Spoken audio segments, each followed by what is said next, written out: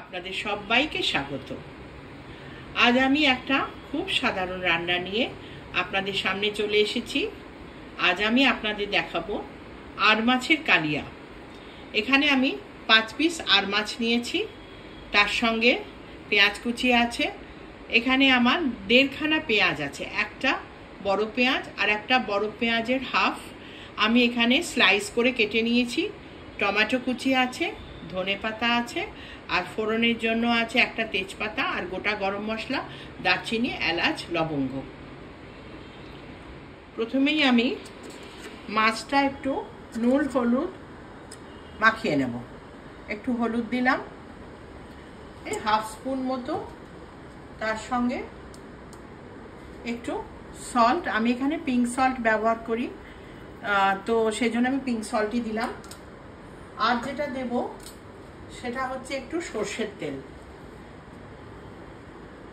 কারণ এই মাছটা অসম্ভব ফাটে, সেই জন্য একটু তেল মাখিয়ে ম্যারিনেট করে রেখে দিলে ফাটে কম। ফাটবে সবই, কিন্তু এটা ফাটবে কম। এই জন্য আমি নুন হলুদ আর সর্ষের তেল খুব ভালো করে মাখিয়ে নিচ্ছি। 10 মিনিট আমি মাছটা ম্যারিনেট করে রেখেছিলাম। আমি কড়াটা গরম করে সর্ষের তেল দিয়েছি, কারণ রান্নাটা সর্ষের তেলেই হবে। আমরা বাঙালিরা সর্ষের তেলটাই একটু বেশি পছন্দ করি মাছ রান্নাতে, তো এখানেও আমি সর্ষের তেল ইউজ করছি। তেলটা গরম দিয়েছি, দেখুন তেলটা গরম হয়ে গেছে।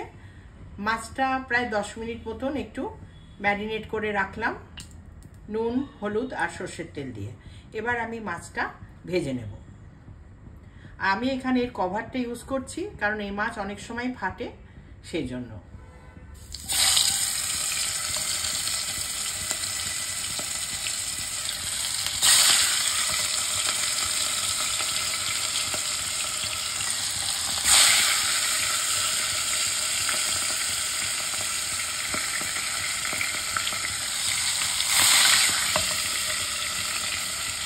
মাছগুলো আমি সুন্দর করে দিয়ে দিচ্ছি। এবার আমি কভার করে দিলাম। একদিকটা ভাজা হয়ে গেলে আবার আর একদিকটা আমি উল্টে দেব। 5 মিনিট পরে আমি ঢাকাটা খুলে দেখছি কতটা ভাজা হয়েছে। এর মধ্যে আমি একবার এদিক ওদিক করে দিয়েছি। আমি যেহেতু তেলটা ইউজ করেছিলাম ম্যারিনেশনের সময়, সেই জন্য মাছটা কিন্তু একদমই ফাটেনি।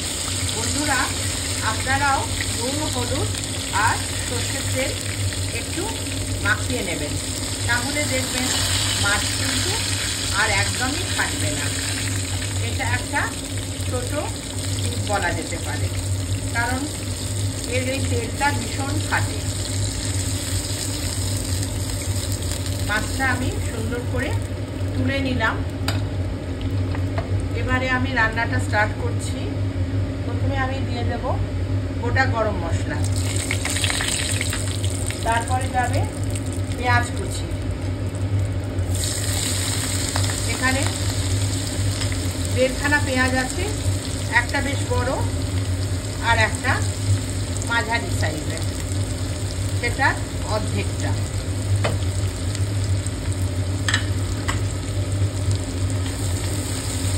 পেঁয়াজটা এবার একটু ভালো করে আমি লাল লাল করে ভেজে নেব, যাতে পেঁয়াজটা গলে যায়।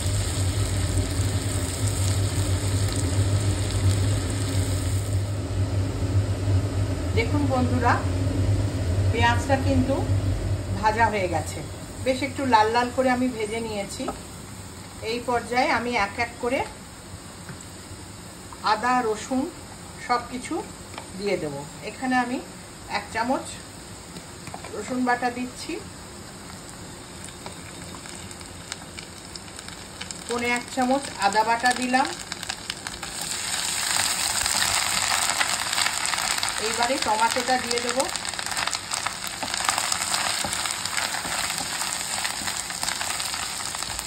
আর তার সঙ্গে দিয়ে দেব নুন। নুনটা আমি সেই ছড়িয়েই দেব, যাতে পুরোটা কভার করে এবং পারফেক্ট হয়। এরপরে দেব হলুদ, 1 টিস্পুন।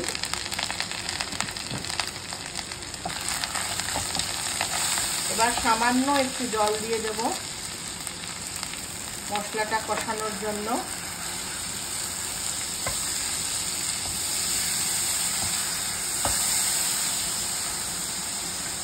এরপরে দিচ্ছি ঝাল লঙ্কার গুঁড়ো। যেহেতু আমরা ঝাল খাই সেই জন্য আমি দিচ্ছি, আপনারা যদি না খান তাহলে দেবেন না। আর দেব কালারের জন্য কাশ্মীরি লঙ্কার গুঁড়ো। আপনারা যে যেমন ঝাল খান সেরকম ঝাল দেবেন, ঝাল খেলে ঝাল দেবেন, না হলে শুধু কাশ্মীরি লঙ্কার গুঁড়ো দেবেন, তাতে সুন্দর কালার আসবে কিন্তু কোনো ঝাল হবে না। বাচ্চারা যদি খায় তাহলে কখনোই ঝাল লঙ্কার গুঁড়ো দেবেন না। মশলা দিয়ে আমি খুব ভালো করে পেঁয়াজ আদা রসুনটা কষিয়ে নিচ্ছি।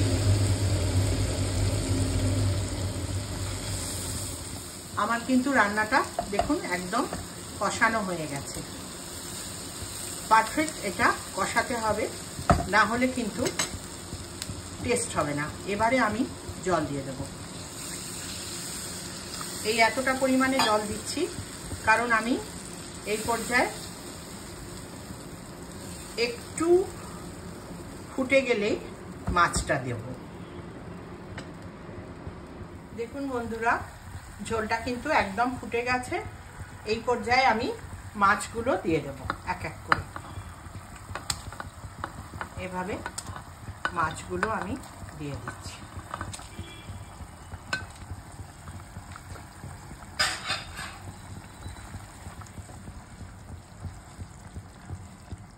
নরম মাছ আর মাছ তাড়াতাড়ি সেদ্ধ হয়ে যাবে। মাছগুলো দিয়ে দিলাম। এবার আমি এটা একটু কভার করে দিচ্ছি 10 মিনিটের জন্য। আর আমি সিমারে করে দিলাম। আঁচটা আস্তে আস্তে এটা ফুটবে আর মাছটাও সেদ্ধ হবে। 10 মিনিট পর ফিরে এলাম বন্ধুরা। দেখুন এর ঝোলটা অনেকটাই টেনে গেছে, সুন্দর হয়ে গেছে। ভাত দিয়ে খাওয়ার জন্য এই ঝোলটাই হচ্ছে আইডিয়াল। আমরা এর থেকে বেশি ঝোল রাখবো না।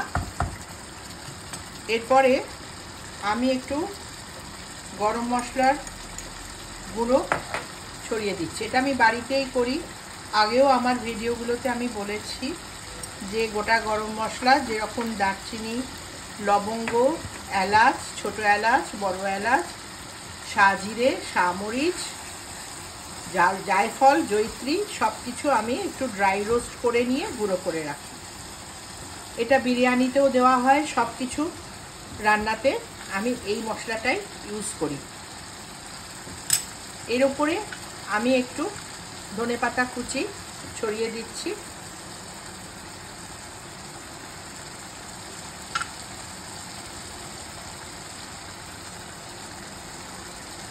এবার আমি এটা নামিয়ে নেব। এই হয়ে গেল আমার আর মাছের কালিয়া। এটাকে একটু ডেকোরেশন করবার জন্য আমি 4টে লঙ্কা সিডটা ছাড়িয়ে নিয়েছি। নিয়ে অনলি ফর ডেকোরেশন আমি এখানে এগুলো সাজিয়ে দিয়েছি সুন্দর করে। তো বন্ধুরা, এই রান্নাটা যদি আপনাদের ভালো লাগে প্লিজ একবার ট্রাই করে দেখবেন। আর আমার এই চ্যানেলটাকে সাবস্ক্রাইব করবেন। প্লিজ একটু লাইক দেবেন, একটু শেয়ার করে দেবেন। ফিরে আসছি আমরা আবার একটা নতুন রান্না নিয়ে। এই রান্নাটা শুরু থেকে শেষ অবধি দেখার জন্য আপনাদের সকলকে অনেক অনেক ধন্যবাদ।